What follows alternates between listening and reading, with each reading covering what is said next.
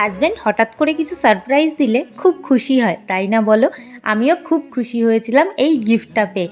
জুকের একটা ব্যাগ। এই ব্যাগটা কিন্তু অ্যাকচুয়ালি আমার যে খুব পছন্দের তা না, আবার যে পছন্দ না তাও কিন্তু নয়। ব্যাগটা অ্যাকচুয়ালি ওর অফিসের কোনো কলিগকে ওদের অফিসের সবাই মিলে বার্থডেতে গিফট করেছিল।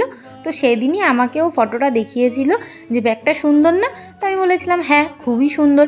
অ্যাকচুয়ালি আমরা দুজন কিন্তু ডান দিক বাঁ দিক, বাট এই দিক থেকে না আমাদের রুটটা সেম হয়ে গিয়েছিল। তাই জন্য সেদিনই মনে মনে ভেবেছিল যে এই ব্যাগটাও আমাকে গিফট করবে।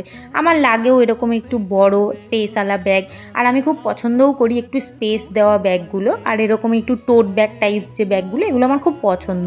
তো ও সেটা জানে, তাই জন্য আমাকে ব্যাগটা গিফট করেছে। আর আমি তো ভীষণ খুশি হয়ে গেছি, সেটা তোমরা আমার মুখ দেখেই বুঝতে পারছো।